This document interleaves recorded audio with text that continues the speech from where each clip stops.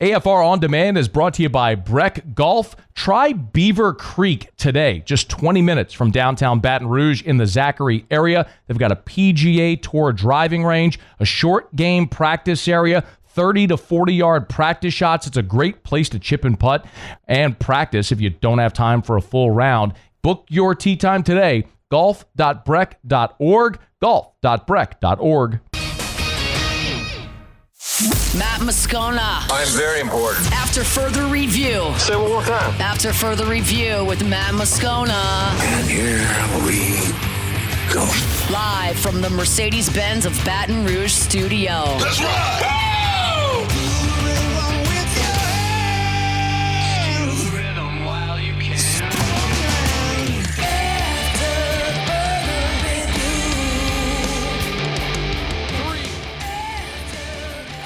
Hour 3, off we go. Welcome aboard. Glad you're with us. It's AFR presented by Relief Windows. Windows door siding. Oh, yeah, they do shutters as well. We're in Houston at the Rustic downtown. Be heading out to see the Stros and the Nats tonight at the ballpark. A 7:10 first pitch. A little bit of a bummer. We thought we were going to get to see Dylan Cruz, but Dylan on the injured list right now and making a rehab assignment start tonight for the Nationals. So it won't be here at the ballpark. We're going to have a great time tonight anyway with our friends at the LSU Alumni Association. We're here with our friends from Louisiana Economic Development, the Baton Rouge Area Chamber. Great website if you haven't seen it yet, comehomelouisiana.com, comehomelouisiana.com if you want to learn more. Encouraging those Tigers that have gone astray to find their way back to the boot, comehomelouisiana.com. We appreciate their sponsorship and partnership here on this event today. And thanks so much to the Rustic in downtown for hosting us. Awesome spot here right in the shadows of downtown Houston.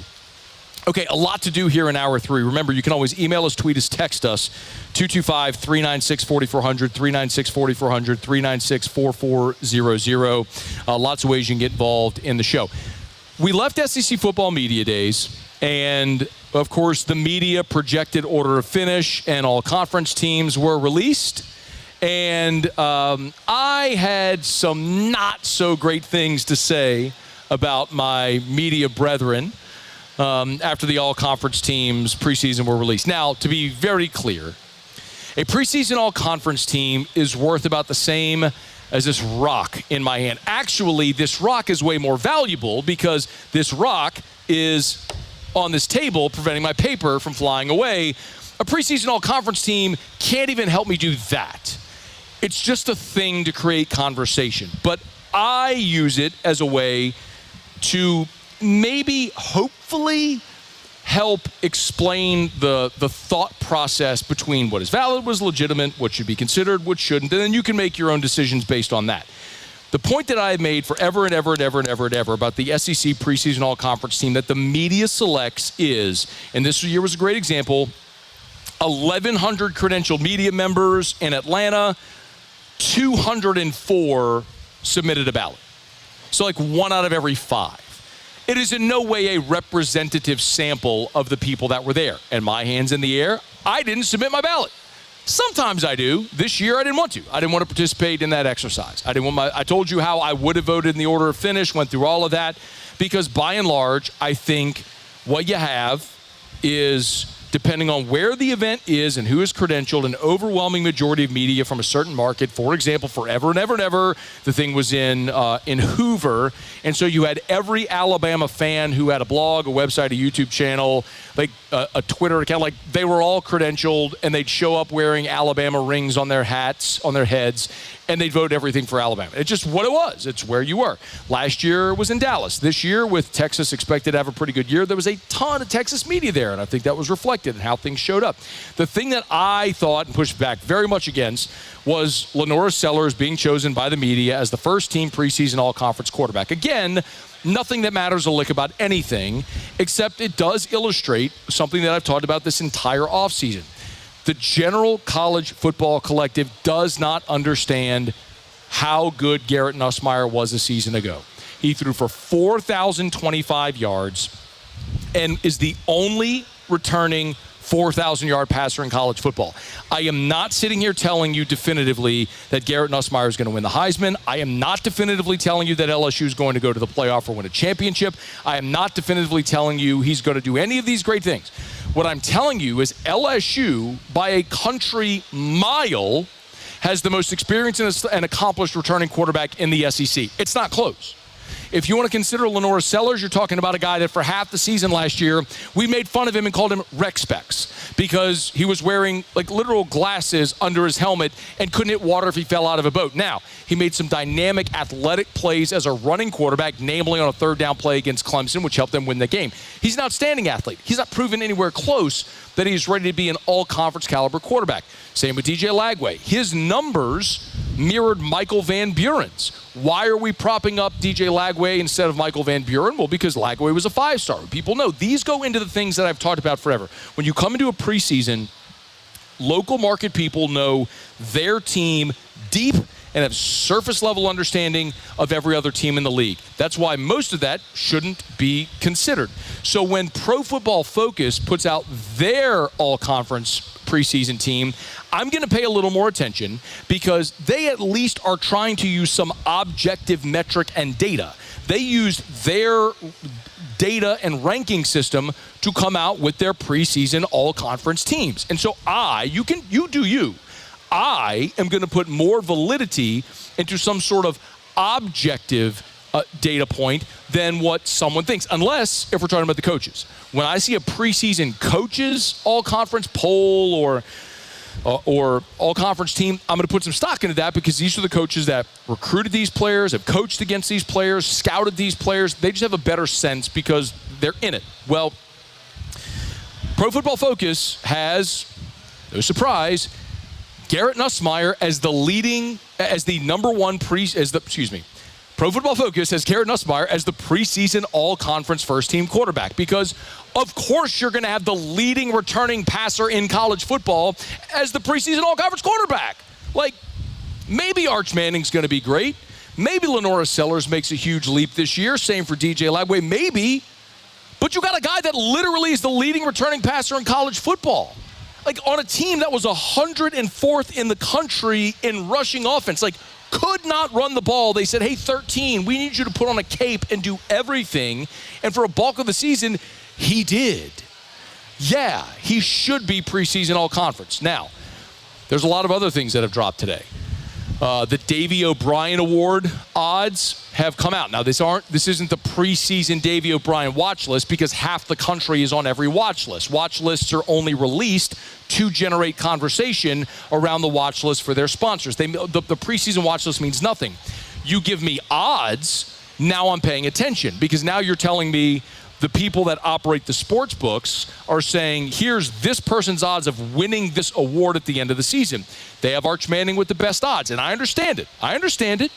You're trying to say what is going to generate the most amount of action. And you don't want to leverage yourself with Arch because Texas is probably going to be good. They got a talented team. Arch is going to throw it a ton. Maybe he wins it, and at that number, he's probably going to get a lot of action. But after Arch at 4-1 is Nussmeier at 5-1. And then Cade Klubnik at 6-1. Then you got to drop for Drew Aller, Julian Sayin, Drew Aller, Julian Sayin are 10-1. Dante Moore, DJ Lagway, Lenora Sellers, all at 12-1. Okay, I'm okay with that.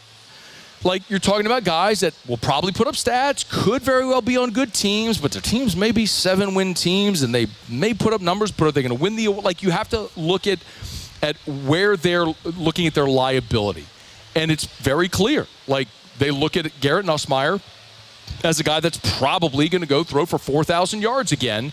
And if his team does what we think they're going to do and win 9-10 games and is in contention for the playoff, is going to be in contention for all these awards. Now, the other thing that I stumbled upon this weekend, and maybe I should have led with this, but the other thing I stumbled upon this weekend that I think I haven't talked about yet on air, and I'm not sure anybody has talked about yet. Maybe somebody has, and if you have, hat tip, my apologies if I just haven't seen you talk about it. Garrett Nussmeier right now is the third leading, Garrett Nussmeier right now is 9th all-time in LSU career passing yards. He's 9th. Tommy Hodson leads that list with 9,100 yards in his career. Now, he was a starter for 4 years in the 80s. He threw for 9,115 yards. Nussmeier presently is at 5,772 yards, meaning Garrett Nussmeier is 3,343 yards away from breaking Tommy Hotson's career passing yardage mark. Remember, Nuss threw for 4,052 yards last season.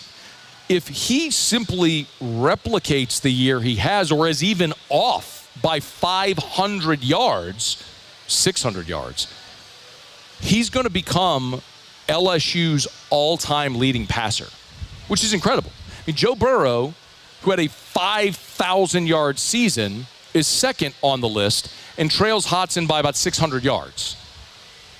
Jeff Wickersham, Jaden Daniels, Jamarcus Russell, Jamie Howard, Herb Tyler, Zach Mettenberger, and then Nussmeier is at 9. So you're talking about going from 9 to 1, feeling like a long jump, but it's only 3,343 yards that he needs. Basically, if Nuss goes out and has the type of season he did a year ago, he'll finish his LSU career as the all-time leading passer in program history, passing a mark that Tommy Hotson set in 1989. I mean, you're talking a record that stood for 35 years, very likely will fall this year with Garrett Nussmeier. It's time for us to start talking about Nuss in the all-time historical context at LSU. And I understand that conversation most often always starts with Burrow, Flynn, Mock, Rab, the 4 quarterbacks that led national championship teams. And yes, of course, Jaden Daniels is in the mix as a Heisman winner, and Burt Jones is there as an All-American, and Jamarcus is in there as the number 1 overall pick and the guy that won the Manning Award. But there are tiers to it. And I understand that for Nuss to be in the top tier, he's going to have to win. It's going to have to be playoff, SEC championship, maybe deep run in the playoff, maybe a national championship. But we got to start having this conversation about this guy that, if healthy this year, and, knock on, I don't know if this is wood for Mike or whatever it is, knock on tablecloth, hopefully stays healthy, has an awesome season, and finishes this year having rewritten the LSU record books, maybe wins a Heisman Trophy, gets the postseason all-conference award, which, of course, he should or would if he has the type of season, and maybe becomes a national champion. Lot on the line. In an historical context for Garrett Nussmeier in 2025. LSU Tigers just stays away from hitting the practice field to kick this thing off. All right, it's after further review. We're thrilled to have you hanging out with us here on this Monday edition. Hey, look, we're not home, but we'll be back tomorrow, and tomorrow's Supper Club will reopen. Remember, get your reservation at supperclubbtr.com. They're closed Sunday, Monday, open Tuesday through Saturday. People come from all over Louisiana. People come from Texas. People come from everywhere to go to Supper Club because you have experiences at Supper Club that you literally can't have anywhere else. Like I talk about the Japanese omi beef. That's the beef that comes from this farm in Japan where it's 500 years old. They used to feed this beef to the samurai because they thought it had magical powers. Like Brandon Landry had to join a Japanese beef cooperative just to be able to apply for the right to be able to sell this at his restaurant. So, you literally can't get that cut of beef anywhere else. Not in Louisiana, in the United States of America. But you can at Supper Club. So you want that type of experience, the only place you're going to get it is at Supper Club. So book your reservation at supperclubbtr.com. That's supperclubbtr.com. Supperclubbtr.com. All right, y'all. 5 o'clock, we're driving home, and glad you're hanging out with us here. We're in Houston here at the Rustic downtown. Great spot. Big shout out to our friends at the Louisiana Department of Economic Development and the Baton Rouge Area Chamber for hosting us here today at the Rustic. Been such a great day so far already. And doing the show, we've learned that with bold leadership, with a new vision, Louisiana gaining real momentum. There's $63 billion in new capital investment. Governor Landry has announced nearly 7,000 new jobs. So the time is now to come home. Start your journey at comehomelouisiana.com. That's comehomelouisiana.com. It's After Further Review. We're glad you're hanging out with us here. If you missed Ross Jackson about 45 minutes ago, he gave us a Saints camp report. Kellen Moore met with reporters after camp. We'll let you hear what the Saints head coach had to say when we come back. Also, new numbers about which SEC coach might be fired first. This could well surprise you. And Tigers look like they are going to lose one of their chief administrators. We'll get to that as we roll along here in hour number 3 of AFR. AFR. AFR is brought to you by Darren James and Associates, brokered by LPT Realty. Say it every day, but if you're thinking of selling your home, why would you hire anyone other than the realtor that literally sells more homes than anyone? That's Darren James.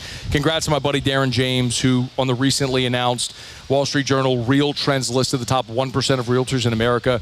Darren was number 1 in Louisiana on the transaction side, number 17 in America. It's almost unfathomable to think about that kind of volume.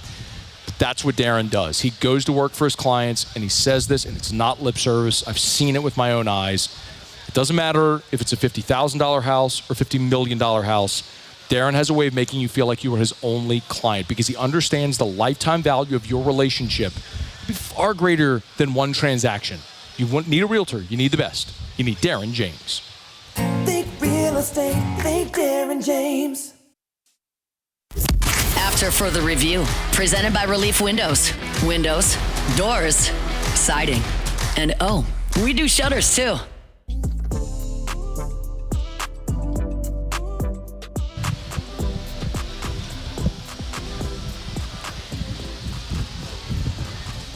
Saints had their first full padded practice on Monday of training camp, the first training camp under new coach Kellen Moore.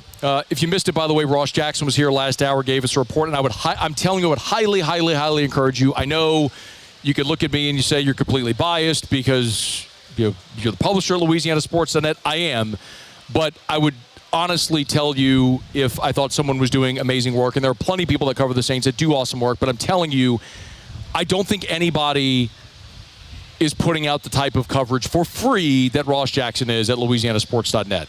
He sends us every day a comprehensive 6 pages of notes from their training camp practices that we edit down and format as a training camp report.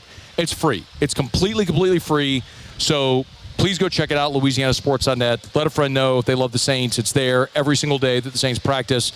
Ross's practice report will be there. It's comprehensive and awesome. And when I was in Mexico last week, it's the only way I kept up with how I knew what was going on. But the Saints on Monday had their first full padded practice. And I always think that's an important benchmark because when the pads go on, you're going to start to see some things that you wouldn't otherwise see, most notably line of scrimmage, because you can never really tell anything with the offensive or defensive line until pads come on. So that's always something that I'm going to look for. As this camp evolves, there are a few storylines that I'm watching, and they most notably involve transitions from what we knew or thought we knew over the continuity that's been established from the previous 15 years. I mean, keep in mind, you had Sean Payton in place for basically a decade and a half. And then after Sean Payton leaves after 2001, you bring in Dennis Allen, who retains Pete Carmichael. So you're trying to keep all the continuity, which I understood. Remember, I was okay with that at the time. Like, it made sense. You had had success. Dennis Allen had been a head coach. You hope maybe he learned his lesson. You maintain a lot of the continuity, the leadership on the team. There's less turnover. Like, I got it. But very quickly, it was obvious that wasn't going to work, and they needed to pivot. Well, they retained Dennis Allen, but Pete Carmichael's gone. So you bring in a new offensive coordinator. So a year ago, Clint Kubiak was a massive part of all of our conversations in fall camp because you had 15 years of Sean Payton and Pete Carmichael, and then all of a sudden, it was somebody different. And so we were going to see it look different than it had and what we had become accustomed to for a decade and a half. Well, now, not only is it a new offense, but it's a new head coach. It's a new defense with Brandon Staley coming in, shifting to a 3-4. You're having new personnel with a draft class that includes 9 different players drafted, including the highest drafted quarterback since Archie in 1971. I mean, it's all the things we know we've talked about, but it sort of illustrates the things that I'm looking for throughout this camp. So In this first day in pads, Kellen Moore was asked what caught his eye in day one in pads. I think it's always fun to see the trenches, the first day of pads. I think our defense line just did a phenomenal job, engaging, beating everyone to the punch. Really physical battle between both sides of the football. I thought both sides had some goods and some bads, and that's the beauty of this. Remember, the New Orleans, I'm glad he said the defensive line had the day they did, because it's the first thing I told you I'm looking for. When you put pads on, offensive, defensive line, and this felt like a day where, according to Ross Jackson's report, according to Kellen Moore, the defensive line had a day. The tackles struggled to block Randerson and Chase Young, and in the middle, the run defense performed well also. Remember, when the New Orleans Saints were going through their great streak from 2017 through 2020, when, boy, they were close a couple times, they had that incredible streak of consecutive games without allowing a 100-yard rusher. They literally broke a record that the 2000 Baltimore Ravens, the greatest defense in NFL history, had. Last year, the New Orleans Saints were second worst in the NFL in rush defense. They were second worst in rush defense, and they were bottom half of the NFL in sacks. The defensive line was atrocious a year ago. There's no other way to say it. They were atrocious. So what have they done? They drafted Vernon Broughton. They went and added Devon Gottschall. They re-signed Chase Young, who you hope's healthy and has a great season this year. They added a linebacker in Danny Stutzman. They went and addressed that front seven in a way to say, let's get guys that look more like what we're trying to do in a 3-4 with Brandon Staley. So, for example, Kellen Moore was asked on Monday about Devon Gottschall and what makes Gottschall such a good fit in this defense. Yeah, certainly we went through just the discussion of what the criteria is by position and kind of detail that out. We felt like we do have some good guys here who are still in place that can play that role really, really well. Certainly, Gottschall's one of the premier players in this league as far as playing one of those interior run-stopping spots. And so, we felt, we played New England. Every time we played New England, it felt like it was a battle to get anything going inside because of him. And so we were fortunate to get him.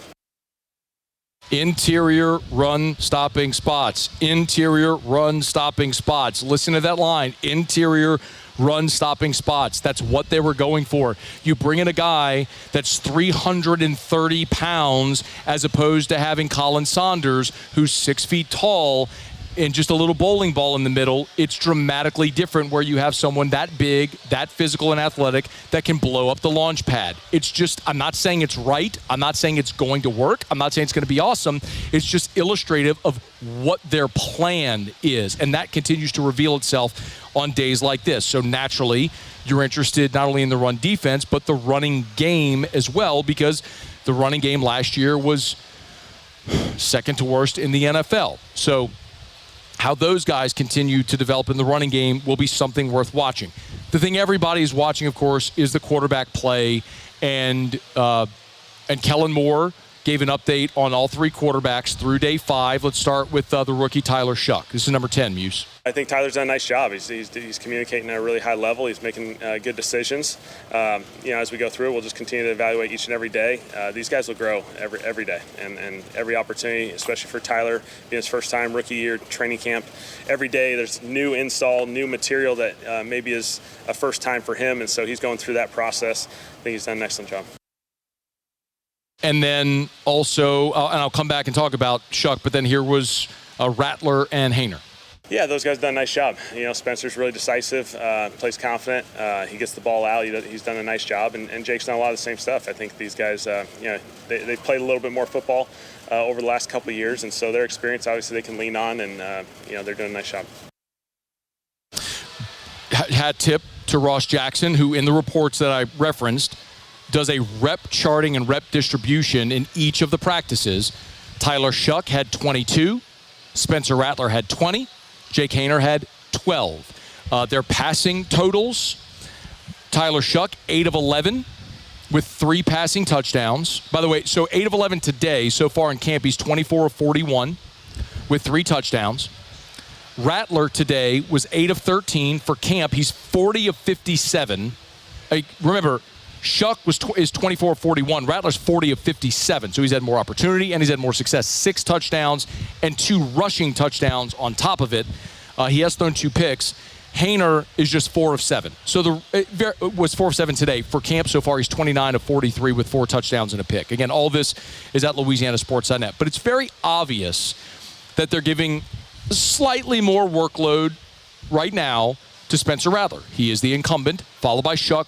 Big drop-off to Jake Haener. I don't think that's a surprise. Haener is probably going to be your practice squad or your emergency quarterback on this team.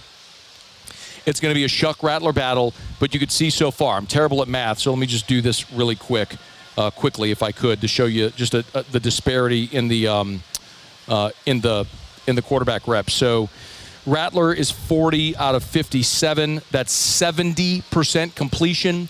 Tyler Shuck so far is 24 of 41. That's 58%. So Spencer Rattler right now is completing 70% of his passes so far through 5 days. 70% with 6 touchdowns, 2 rushing touchdowns. He has thrown 2 picks, however, which is worth noting. So as we keep an eye on the quarterbacks. And then the other thing for me that I do think is interesting and worth watching, keeping an eye on, is just the difference in the scheme, moving to a 3-4 scheme. But we'll learn more about that probably whenever we get to hear from Brandon Staley. But those are the things, big picture, that I'm keeping an eye on. Watching the line of scrimmage, an improvement in the running game, the quarterback distribution, and then just a changing in scheme from a 4-3 to a 3-4. Day 5, first day of full padded practice in the books for New Orleans. And by the way, this was the start after having a day off on Sunday. This was the start of 5 consecutive days of work. And then here in a couple of weeks, the Saints will head out to L.A. for a week of practice with the Chargers before they play the Chargers in their first preseason game. So as that continues, we'll certainly keep you posted here with our Saints camp reports. All right, it is After Further Review. Glad to have you hanging out with us here on this Monday edition, brought to you by Evermore. I could sure use a big old 64-ounce bottle of Evermore right now. A better form of hydration. I'll tell you, one of the things I missed when I was in Mexico, being on the island, was being able to drink my Evermore every day. We need to get Evermore out in Mexico. I know they got it places in Houston. Maybe I'll try to go find some after the show. EVAMOR, Evermore.com, Evermore.com. A natural artesian water, a healthier form of hydration, nothing added, nothing taken away. Go look at a bottle of water. Get whatever bottle of water you normally drink. Minerals added for flavor, such and such added for flavor. Like, when you're talking about Evermore, this is out of a natural artesian well on the North Shore Lake Pontchartrain in Covington. They pipe it out of the well into the facility. It runs through a filter only to get the sediment from the ground out. It goes right into the bottle. It doesn't touch air until you crack it and take that first delicious sip. It's Evermore. EVAMOR. By the way, shout out to everybody who sends me tweets and texts and DMs with your Evermore. Like this happened this morning. Somebody tweeted me. I'll give him a shout out. Hang on. I'm going to scroll Twitter and find this picture. There he is. B. Vitrano, Brian Vitrano, at B. Vitrano, at Brian Vitrano. Sent me a tweet this morning. He was watching OTB on his TV, and he was drinking Evermore. Shout out to Brian Vitrano. We appreciate you, man. Thank you for your support. EVAMOR, Evermore.com. All right, y'all, it is After Further Review. When we come back, LSU looks like they're probably losing a pretty key athletic administrator. I want to talk about that. And then we're also going to discuss new odds of the first SEC coach to be fired. And the name on the list is probably not the one that you're thinking. Probably, maybe, but probably not the one that you're thinking. I know the one I'm thinking. And it wasn't the name that's the first one on the list. Or the second. The one I'm thinking was third on the list, which is really interesting. So we'll tell you about that when we come back. Stay here. It is a Monday edition of AFR presented by Relief Windows. AFR. Get Gordon and get it done. Gordon McKernan, injury attorneys. You've been injured in an accident. It's not your fault. Do what injured people in our state have done for 3 decades. Get Gordon and get it done. By the way, of course, you know Gordon is a partner in Court to Table. New concept, pickleball concept on Burbank in Baton Rouge. Awesome spot. And by the way, AFR will be at Court to Table on Thursday. The Hall of Fame game is Thursday, the first NFL preseason game. So I'm excited to bring AFR to Court to Table on Thursday. So make plans. If you're in Baton Rouge Thursday, come join us for AFR or just come for the Hall of Fame game. You got it. It's going to be, Court to Table is going to be your new favorite place to watch football in Baton Rouge. I promise you. Like, when you walk in and you see I think they call it the Pickle Bar. when you see that space, you're going to go, oh, this is where I'm setting up shop on football Saturdays, football Sundays. So even if you don't love pickleball, court table is going to be great. Of course, we love telling you about Gordon McKernan, injury attorney. So go to getgordon.com, get Gordon, and get it done. After further review, presented by Relief Windows. Windows, doors, siding, and oh, we do shutters too.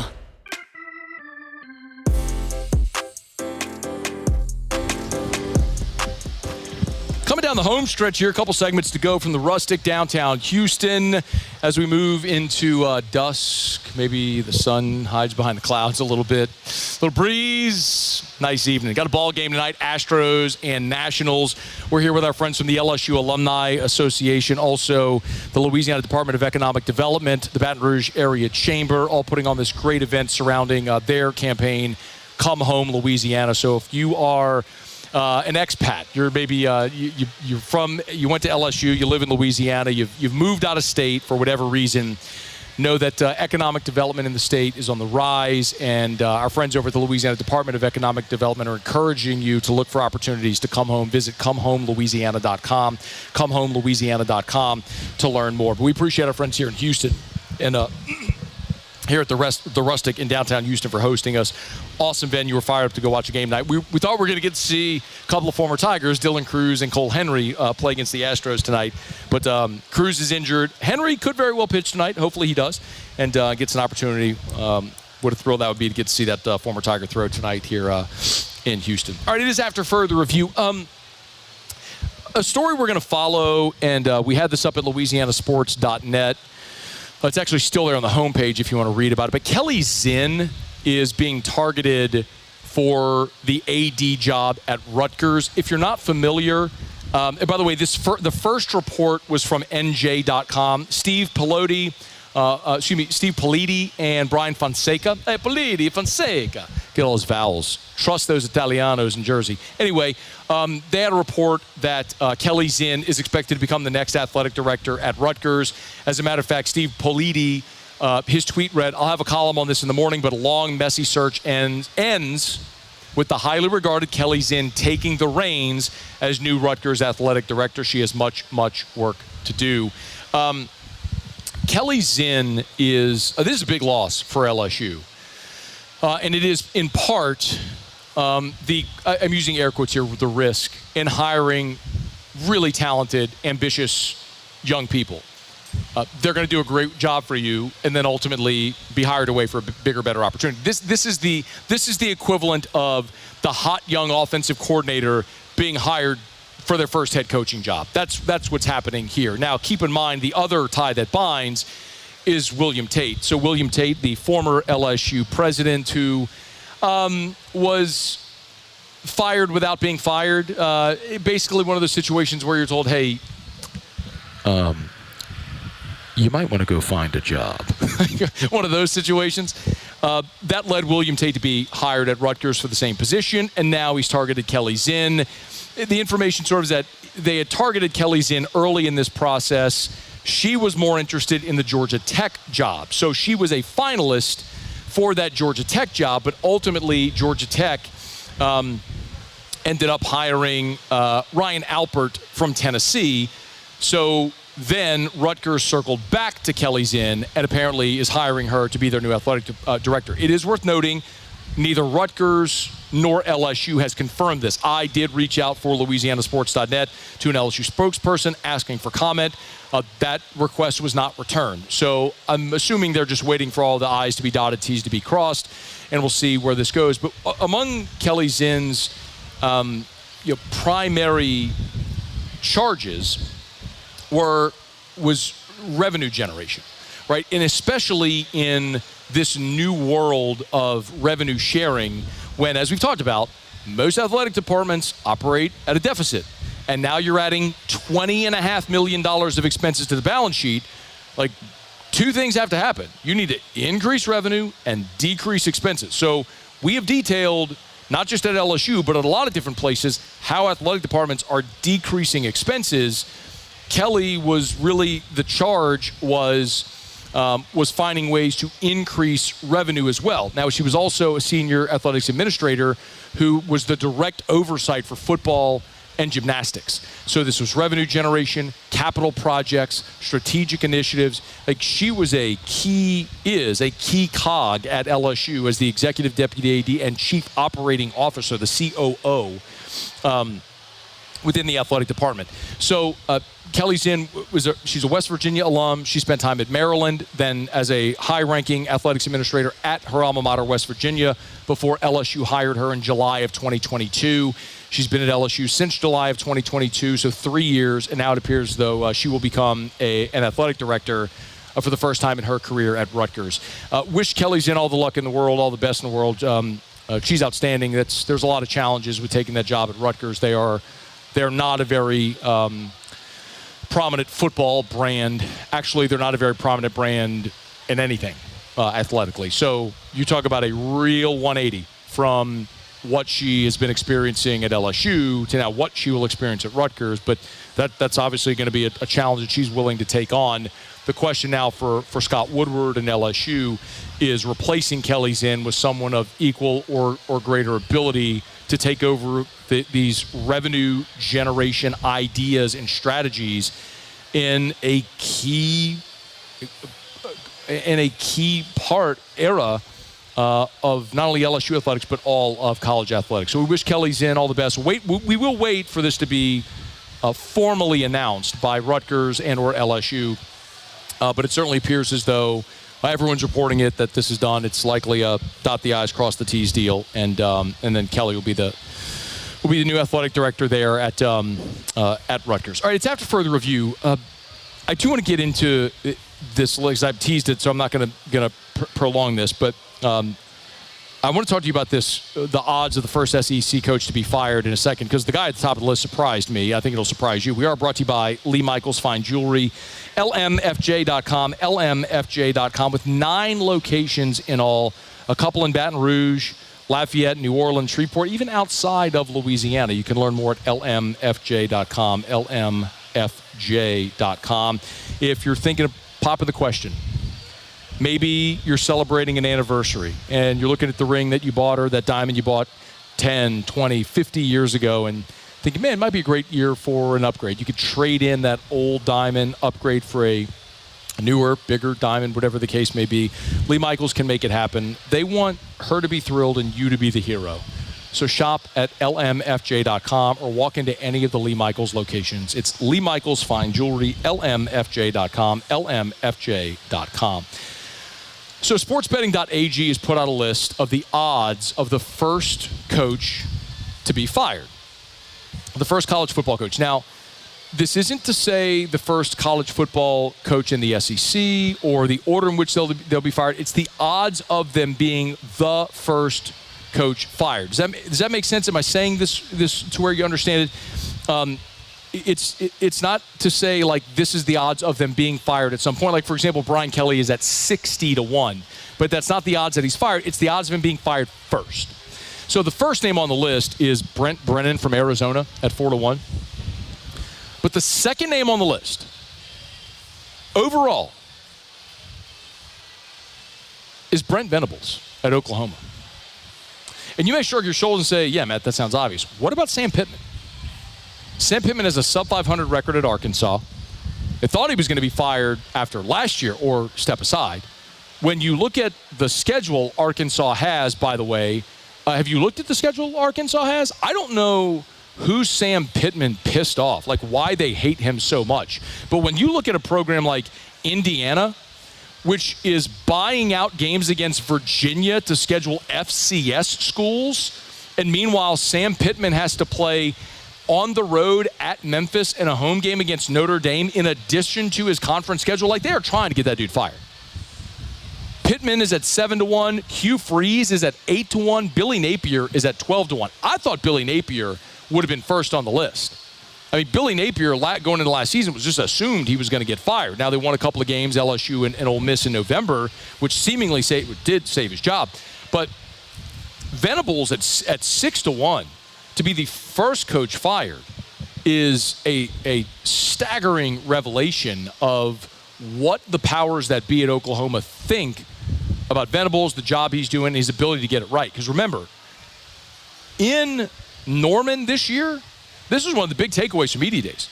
They are really high on John Mateer, the quarterback that they brought in from Washington State. And Ben Arbuckle, the offensive coordinator they brought in from Washington State. My point was, listen, if you're telling me you're trying to rebuild your offense with a quarterback from Washington State, a running back from Cal, and a couple of FCS receivers, I'm not buying that's the thing that's going to get it done in the SEC. Maybe they're better than they were a year ago, but that wouldn't take much. They were 6-6. Excuse me, 6-7. So maybe it's not so much that Venables is high on the list. It's that he's higher than Pittman and Freeze and Napier. Anyway, you can tell which at this point in the season for every school, optimism always abounds.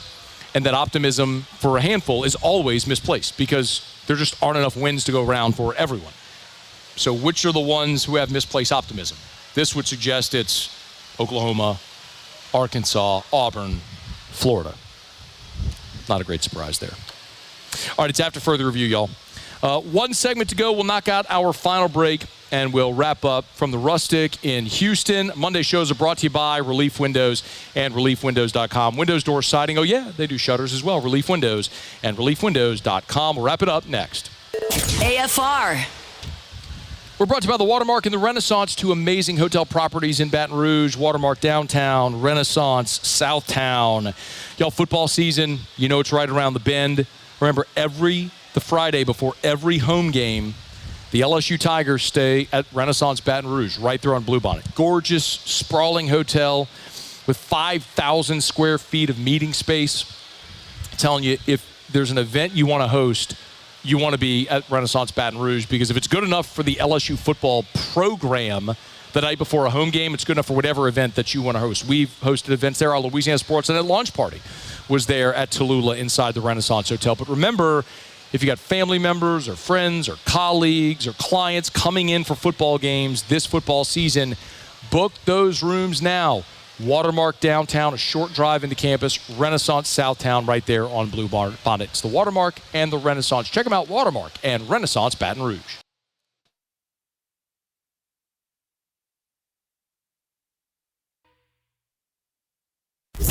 After further review, presented by Relief Windows. Windows, doors, siding, and oh, we do shutters too.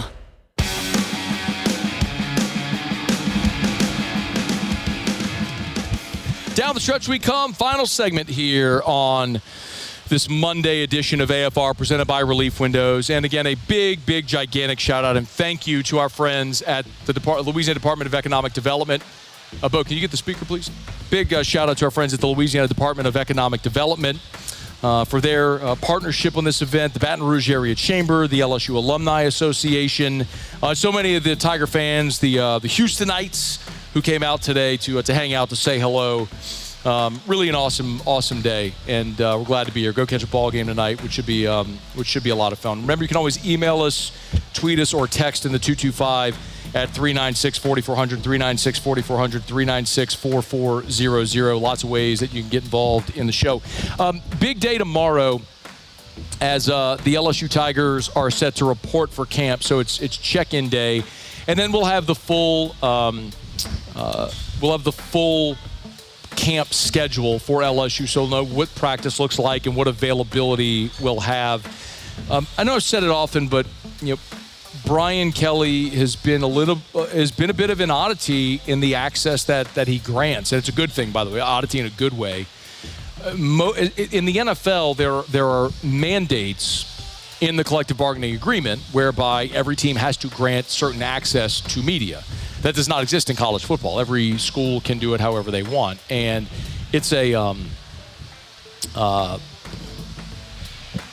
it is a rare occurrence, especially in major college football, for media to get the type of access that we do. And I know some people may say, well, why would you care what type of access media gets? It's all about our ability to report on the teams you care about and to tell you the stories that you should care about. It's not to say that you should care about our job one way or another. It's more about us being able to report information to you about the teams that you want. And Brian Kelly gives us great access, which helps do that much easier. We'll start to run through some of the camp storylines that we're going to be watching as LSU reports to camp, and then ultimately opens up camp. But hopefully we have plenty of access like we have in years past. No reason to think that won't be the case. But this LSU team is embarking on a season that is carrying enormous expectation. Not that I'm speaking out of turn or telling you anything you don't already know, but we've talked plenty since the December portal period through spring ball, SEC media days, all the preseason odds, projections, watch lists, all conference teams. We talked plenty. And it's getting down to the point where it's actually really fun because you can stop just talking about the theoretical and talk about what you actually see. And that's going to happen this week. Certainly with the New Orleans Saints already in training camp and LSU hitting the field for camp later this week. And, of course, Garrett Nussmeier will be leading the way for LSU, and we'll get a better sense of all these freshmen coming in, the number one transfer portal class in the country. And the Tigers looking for potentially their first national championship and SEC championship since 2019. We'll be covering it all the way through. Bo Wegman, thanks so much for your help today. Y'all have a great night. We'll see you in studio tomorrow at 3. AFR. As we get on down the road, remind you about our friends at Our Lady of the Lake, championship health partner of LSU Athletics. You can always learn more at ololrmc.com/LSU. That's Our Lady of the Lake Regional Medical Center, ololrmc.com/LSU. When the LSU football Tigers hit the practice field later this week, the doctors, the trainers, the medical personnel and professionals that are going to be caring for the LSU football teams, those are the same doctors and trainers and medical professionals that care for the students at LSU and for you and me and the members of the greater Baton Rouge community and beyond, of course, because Our Lady of the Lake is part of the Franciscan Missionaries of Our Lady Health System, which is a multi-state health system with hospitals and clinics providing every level of care for anything you can imagine. Learn more about Our Lady of the Lake and their championship health partner with LSU Athletics. Our Lady of the Lake and LSU, together we roar.